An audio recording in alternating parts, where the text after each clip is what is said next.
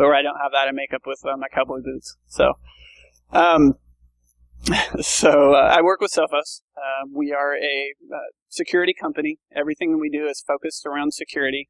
We have Sophos Labs on the back end, which is essentially where we get all of our threat intelligence. That's where we're always monitoring the threats that are in the landscape, things that are coming in, what we need to build defenses for. And I'm going to talk a little bit today about what we're seeing from Sophos Labs. And I'm going to focus, a lot on ransomware. Anyone hear of ransomware or a little worried about ransomware these days?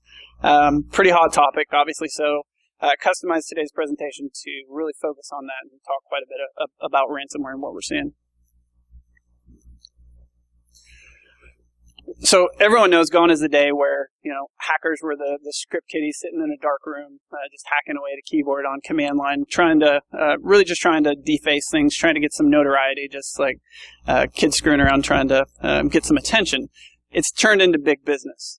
It's focusing on the companies that have a lot of financial transactions going on in their network, trying to take advantage of a lot of home users. You can think of, in sales, you've got, it's a numbers game. And when you look at all of the machines that are out there on the internet these days, really, if you can get, take ransomware for example, you can get that down to all these different machines and just skim off the top a little bit. It's turning into, billion-dollar businesses. So, just a couple points here on the growth of the hacking industry.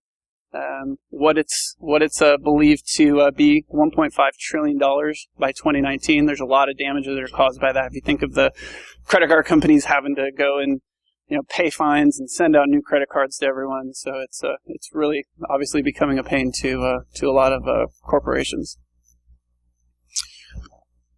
I like this slide because what it's talking about the drive-by downloads. Drive-by downloads to me is, I think, one of the scariest and easiest ways for the hackers to infiltrate into the machines. Previously it used to be that if you had an internet connection, you put in a stateful firewall, they weren't able to get into your network. Now that spectrum is changing because everyone is connected to the internet, and the kind of the lines of your perimeter have blurred. You've got all the mobile devices that are around that people are getting onto your network. They're bringing, kids are on their machines. They're bringing them in. Those are really becoming the attack point now. Those machines and trying to get people to go to websites about a lot of the websites that have malicious code on them are legitimate websites. So rather than them standing up websites and trying to get people to go to them, they're attacking the websites that are actually legitimate. So people are going to them, clicking on, their favorite forum that they go to talk about, Jeeps or fishing or whatever it may be. They're not necessarily have the most, sophisticated security measures put in place on these websites. So it's an easy place to attack. With the drive-by downloads, when someone actually clicks on these sites, they are able to embed some of the malicious code in there. And execute that code and then take over these machines. You think of the botnets. Zeus has been around for quite some time. I've got Zeus on the hardware operating systems. He's also got it in the mobile space. Last I saw, there's about 4 million believed in the U.S. of different Zeus botnets that are out there. So when they've got that just increases their attack infrastructure. So whether they're looking to do some DDoS, or infiltrate or spread around some new malicious code that they've got. And obviously this malicious code doesn't have to change that much to try and get around some of the defenses that are put in place. Zero-day threats. The only reason I have this slide on here is really to talk about, it's a huge buzzword. Everyone hears zero-day threats. I don't know if anyone watches Homeland, but I always love watching shows where they actually are, talking computer lingo. And, one of the computer guys was like, oh, we got a zero-day threat here, and they're going in and taking advantage of it. This is, I believe, just a little over a year statistic.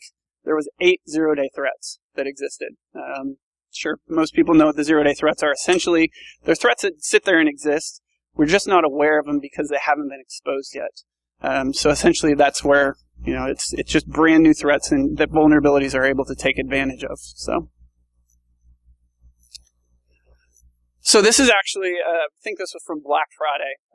This is straight from our Sophos labs. This was an email that was sent out. So spam continues to be a big issue. I know some spam, we've tried to have spam protection for a long time.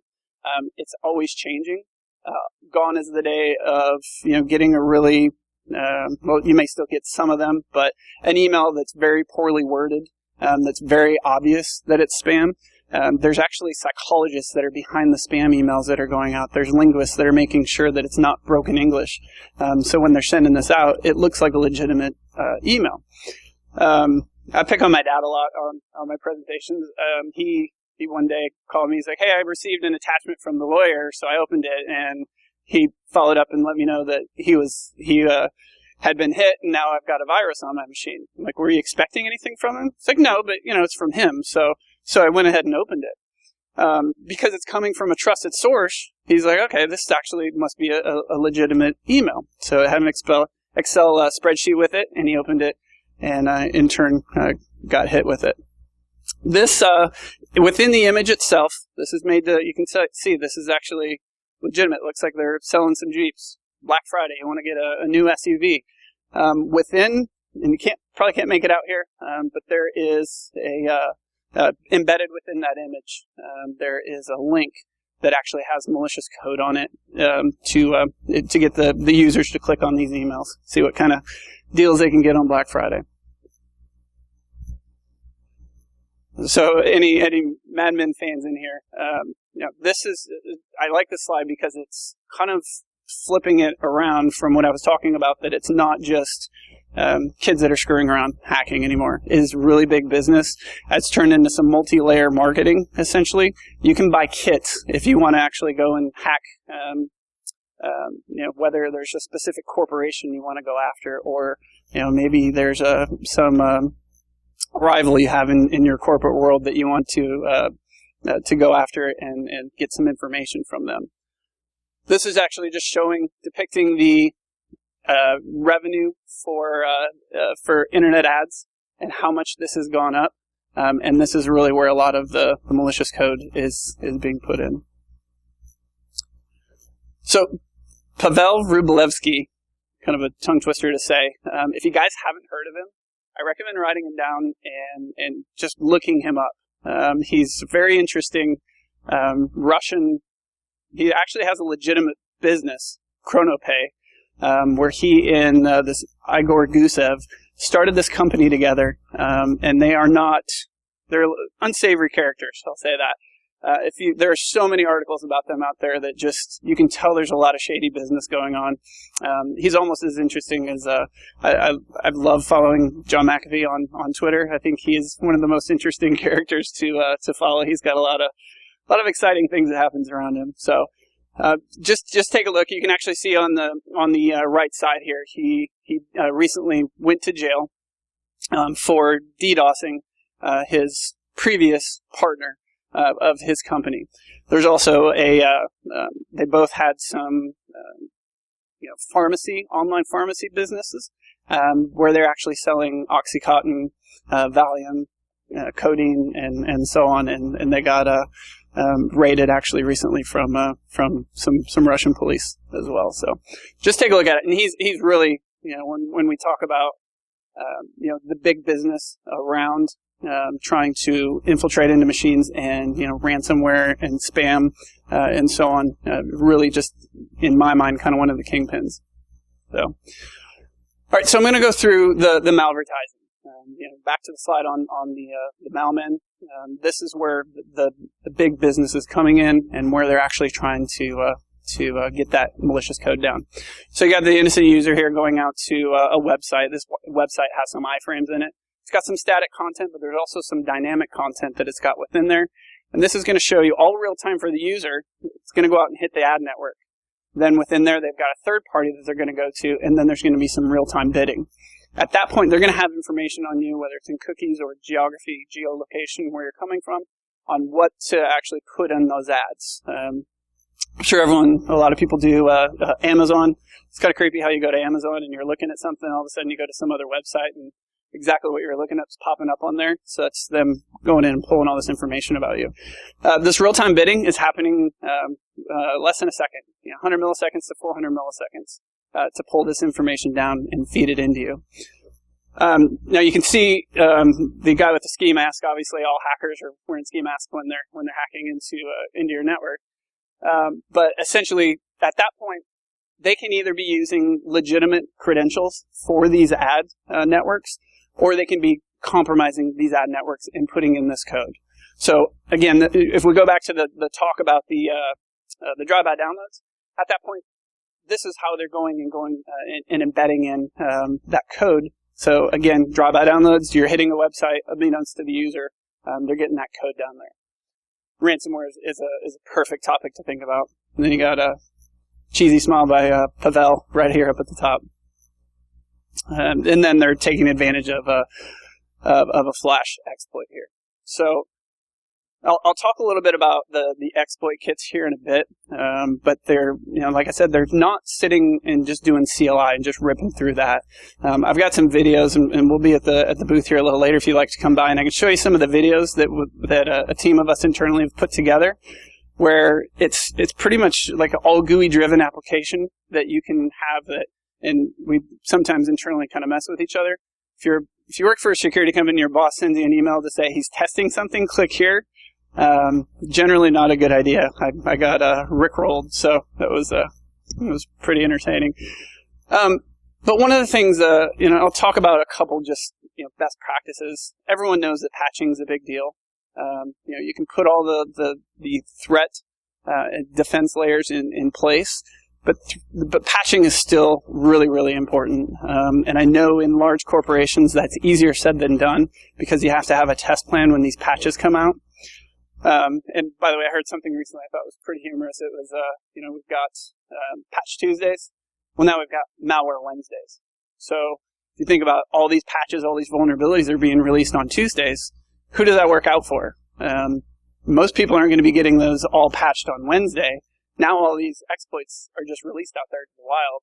So why go and find out what all these exploits or what all these vulnerabilities are when they're just handed to you? At that point, then they can just take advantage of those and use it against us.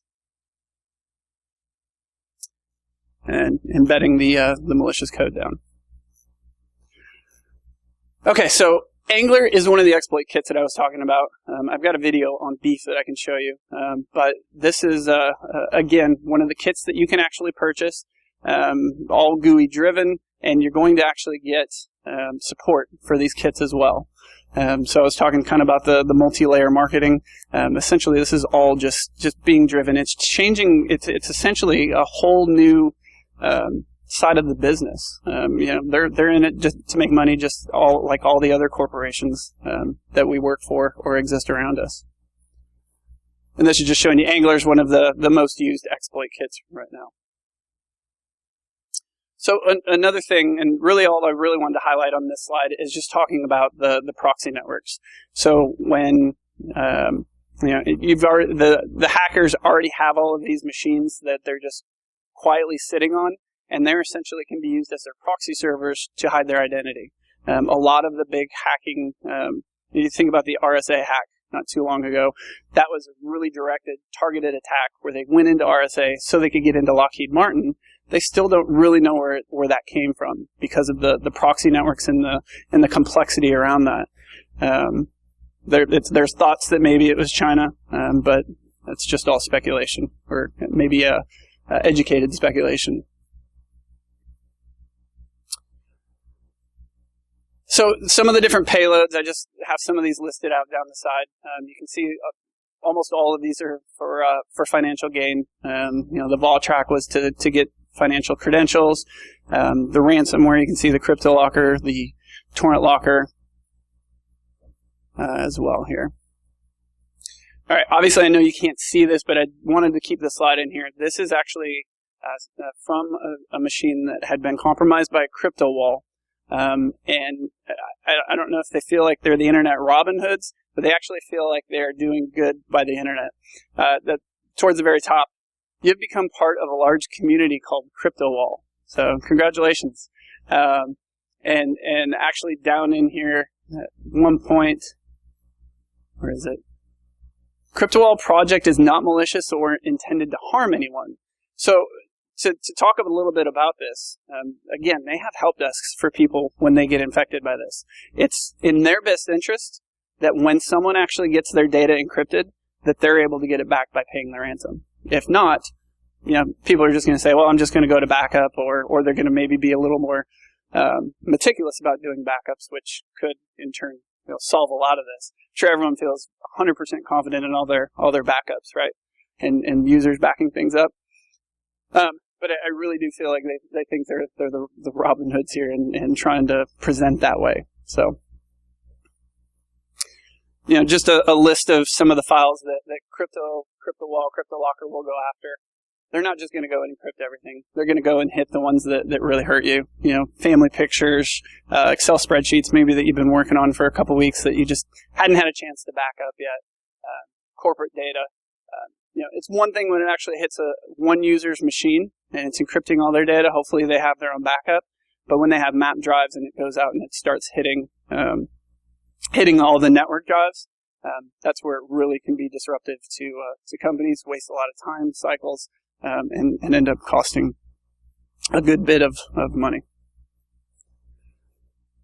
One thing on the payment, we'll touch a little bit more here.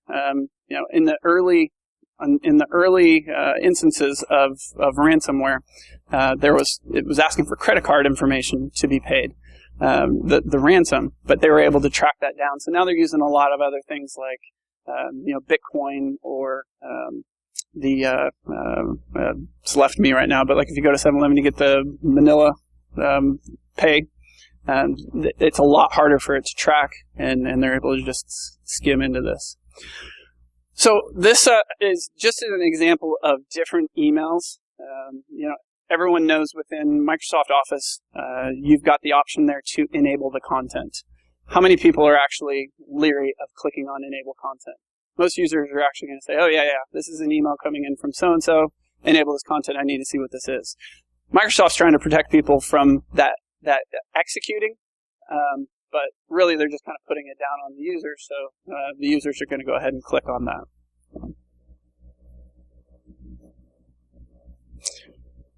And this is just showing different email links here. So this one is saying this is blurred out. So if you want to see what this actual data is, trying to entice you a little bit. If you want to see what this actual data is, go ahead and click on this, and this will show you the unblurred version of it. This one straight up at the bottom of the link says, click on enable content at the top left to view these hidden contents. Click the content to view the password of this protected document. Just a couple examples here. So this slide, everyone can see, maybe not. I don't know how well that shows up towards the back, but there's a spider embedded in there. Little bit of nature with the spider hidden. The only reason I like this slide is because it's kind of the hiding in plain sight. Going to the different websites, users are actually able to get compromised, and kind of all unbeknownst to them, it's sitting there right in front of them. All right, so Sophos Labs did a lot of research to find out, what on the back end, the web servers that are actually compromised.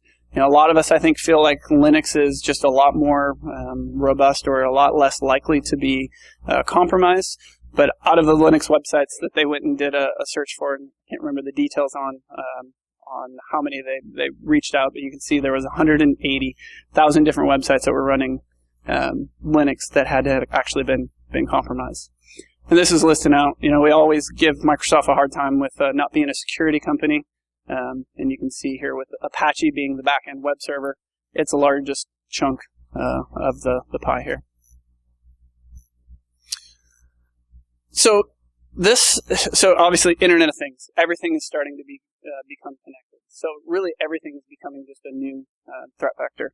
You can see the Nest up here. As we get more and more into smart homes, the amount of control with all that connectivity in the internet into our homes, the cars that are getting internet connected. I can't help but think that at some point that's going to turn into a weapon where you can actually take over a car, and especially with the self-driving cars that Google and others are working on right now. The smart TV, this one actually I think hits home from a corporate network perspective, because how many people or corporations are actually going out and buying smart TVs, dropping them on their network, and adding them onto the Wi-Fi. I would be willing to bet a lot of them are not segmenting that out to where it's on more of like a guest network to where it can't touch the rest of the network. So you have to think that those are really becoming another point where they could maybe take over the video in that and monitor in a boardroom actually what's going on, what's being discussed, to get some maybe inside trader information or whatever it may be. So the current situation is pretty two-dimensional. Everyone has all of these different things that they're putting in place to monitor the threats coming in. Anyone in here have just too many resources on your IT to monitor security? If you pick on Target really quick, Target had all of the tools in place to see, and they actually had all the logs coming in to see the issues that were coming through. It was kind of an overload of information, and it was a new product that they just weren't that familiar with to see all of the data. Here you can see, all of the data, someone just staring at it. They don't really know what they're looking at yet until you're able to fine-tune that. So resources are obviously a big part of the problem. One thing I didn't mention, I worked at 7-Eleven. I've been an SE for about 4 years, but I worked at 7-Eleven for about 12 years on the network team, and we saw a lot of people actually trying to get in. If you can imagine, 30 million credit card transactions on our network a month. And, I can't talk about it, but, maybe the FBI came in and took some machines away that we never saw again. But it's amazing how when you do get exploited or some data leaves your network, the whole script is flipped. You go from, well, that's a little inconvenient if we put these security controls in place, to we don't really care. It's convenient or not for the user. Put that security down. And I have to say, being in that position, I actually kind of enjoyed when that happened because it really did give us a lot more control. Not to mention the pockets opened up from a budget perspective. All the things we've been saying that we needed to do and that we wanted. At that point, it was like, okay, this actually, and luckily when it happened to us, or allegedly, it was kind of before it became big news. You think about when you watch the news now, how a ton of the news and the tickers that are going by the screen are talking about different hacks and things that have happened. And it's actually causing a lot of brand damage. But back when I was involved within it, it wasn't quite to where it was being publicized as much as it is now. All right, so I'm just going to kind of talk a little more on ransomware, and we've kind of touched on a little bit of this, but you can see, whether going to a website that's got the exploit kit control, a spam with the infected attachment. Then one thing I haven't talked about is a command and control server.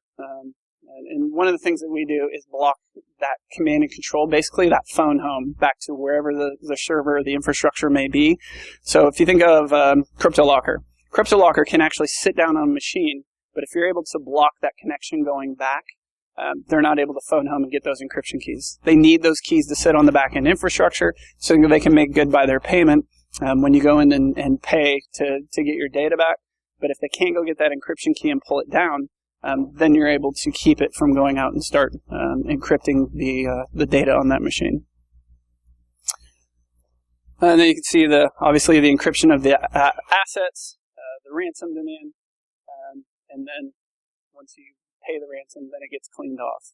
There are a couple different types of ransomwares. One being the one I was talking about where it's looking for specific data and encrypting it. Another one would be like a screen locker. And being my dad's support, he got hit by a screen locker one where every time he booted up, all of a sudden it'd overlay over the screen. I had the fun. Luckily, I have a GoToMeeting account. Somebody needs any issues, I can always help him through support. But when he did this, I couldn't get into his machine and do anything at all. I live in Dallas. He lives in Iowa. So my dad's an electrical engineer. I had to walk him through booting up into safe mode with network support. We have a utility that we cleaned everything off there. But being an electrical engineer, everything I said to my dad, he very slowly repeated back to me. So it was one of the most frustrating experiences I've been through. So, but we got it all cleaned off, and he's good. Just got to get him to quit clicking on things he doesn't know he's clicking on. I'm like, Dad, I don't know what you were doing, but... All right, so we talked a little bit about the Bitcoin here, and how they're actually retrieving the payment. Another thing that they've kind of worked through over the years was where was the sweet spot on how much ransom to ask. They started pretty low at one point. People were paying it, so they jumped up. I think they got up maybe around, some of them, $800 or so. Now we're seeing somewhere in the like $200 to $500 range seems to be where a pain point for people, where they're willing to go and pay this ransom, especially if they know that they're going to get the data back. And it's just kind of walking through how the payment is made, and then once that payment is made, they'll provide that key back. So because this is big business, there are variants. Locky is one of the more recent ones to hit the scene. You can see just in 2016, it was 400,000 different machines that have been affected by Locky. So it's just continuing to grow and become more and more of a threat and issue for people. This is telling you how one of the common Locky attacks exists, sending an email with an embedded attachment within here, and that's where, when they open this up, enable the macro where it's able to execute that. And then as soon as you get that, you get the encryption kicks off, and they're going to prompt you with the decryptor and how you can actually go about getting your key, paying the ransom, and getting your data back. Torrent Locker would be another one.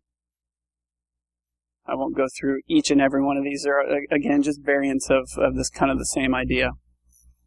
CTB-Locker.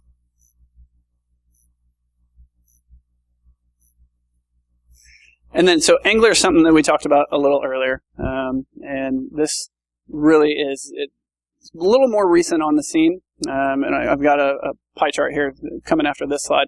But you can see it's grown in notoriety since 2014. And out of the Angler that is being used to target 90,000 victims per day, and you can see 10% of those were served up exploits within that per day. And this is just showing some of the different exploit kits and how much Angler has grown. So definitely take a look at, I'd recommend going out and taking a look at Angler and just getting some more information on it and how it's being leveraged and used.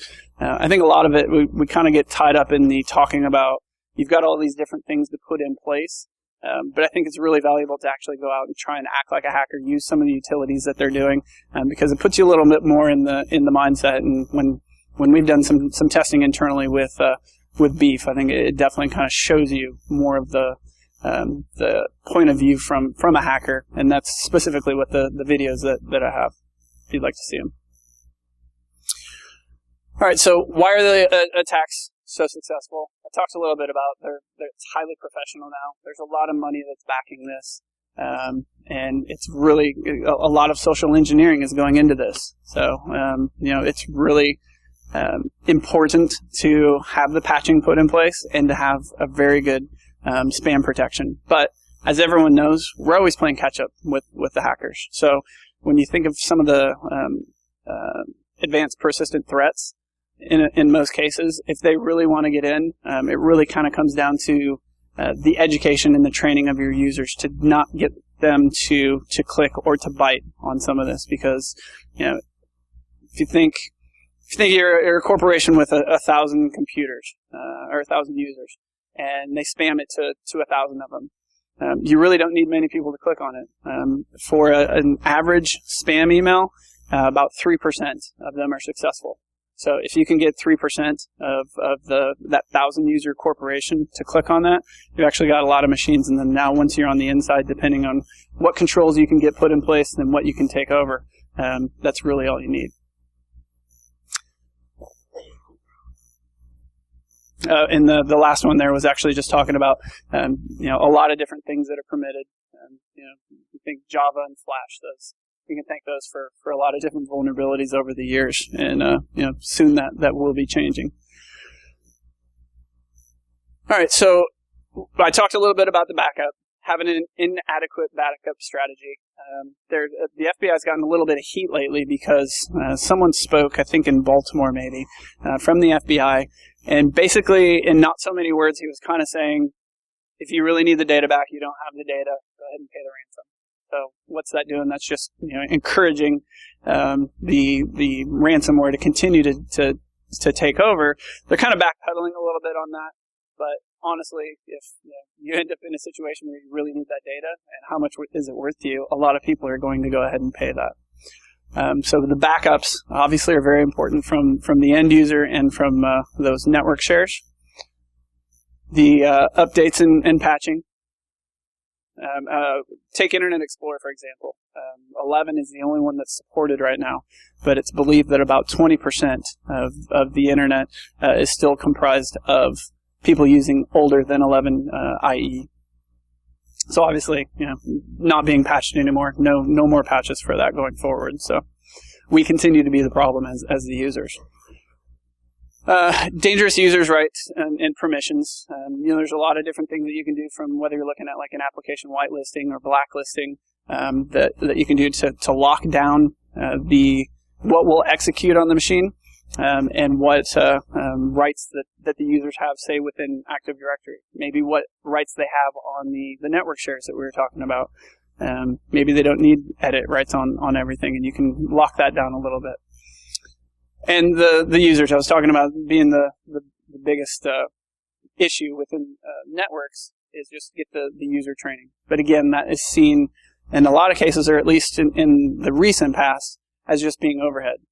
So it's kind of hard to get people to take that time to pay attention to it, and also to get the funding for that training.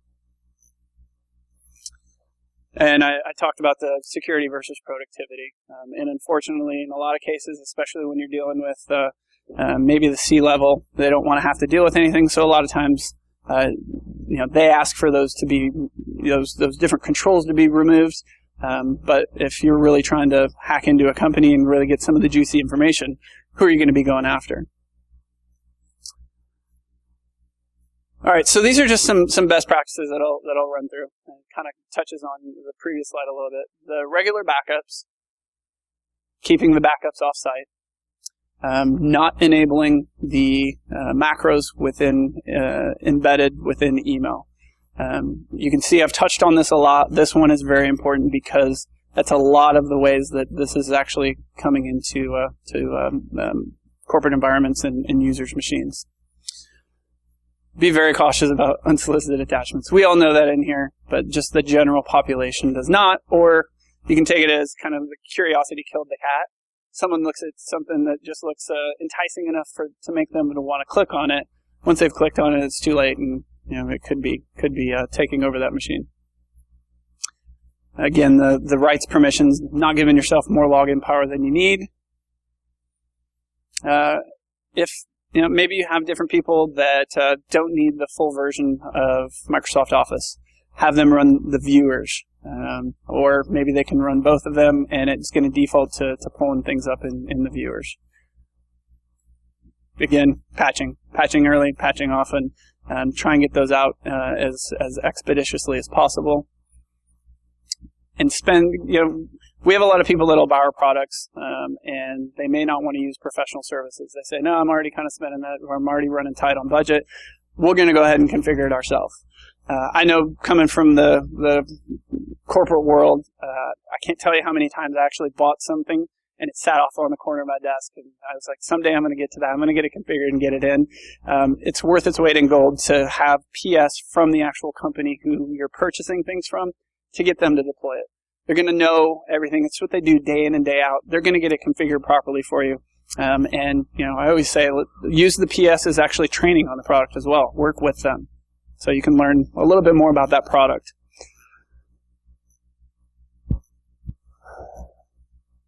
All right, so I won't touch on every one of these because I've already kind of hit quite a bit of it. Sandboxing is one thing that's up here. There are some sandboxing evasive techniques when someone's trying to compromise your machines, where they'll actually stand down, they'll wait for maybe like a keystroke or something before it'll actually go out and execute.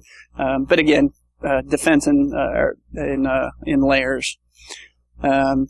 Blocking risky file extensions, that's something we've been doing for a long time, but again, kind of one of the convenience versus security.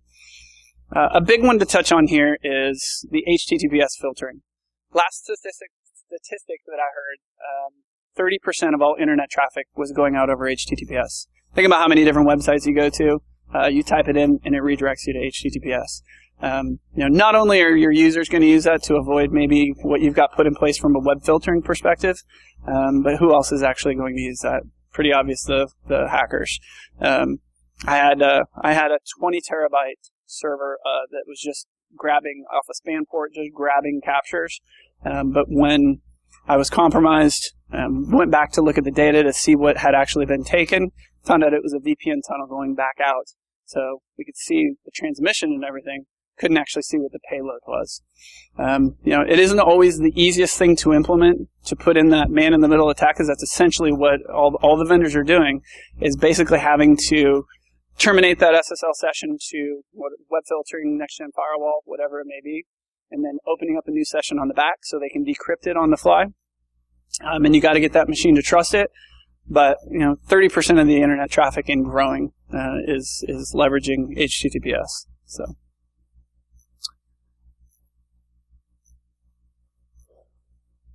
And I feel like I kind of touched this while I was just talking through some of these other slides. So don't panic. Obviously, a lot of this, I think, is kind of going through a lot of doom and gloom. There are a lot of products out there. Like I said, we're a security company. Everything that we do is focused around security.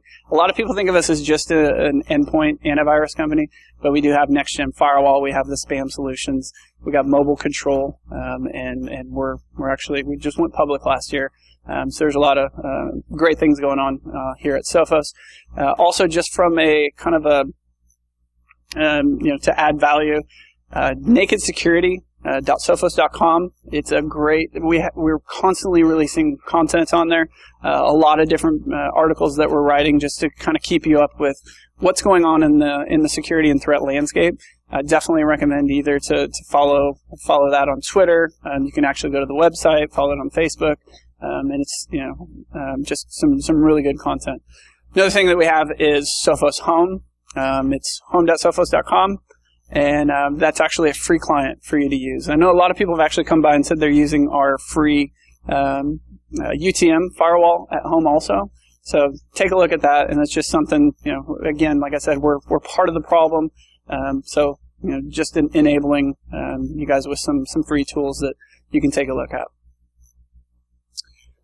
We've actually got a really good marketing team here. I won't play the video for you. But this is our kind of wrapped around our synchronized security that we're doing with we have our endpoint and our firewall communicating. And there's a lot of really funny, just cheesy, dorky videos that are out there.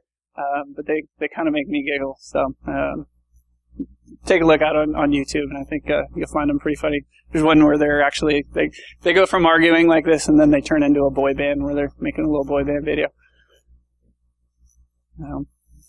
Okay.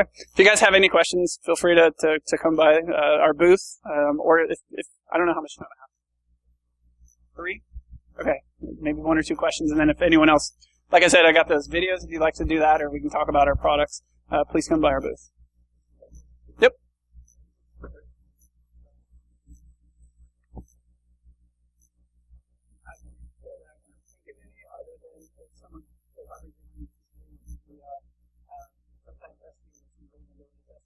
On your own machine. Sorry, I put the mic down.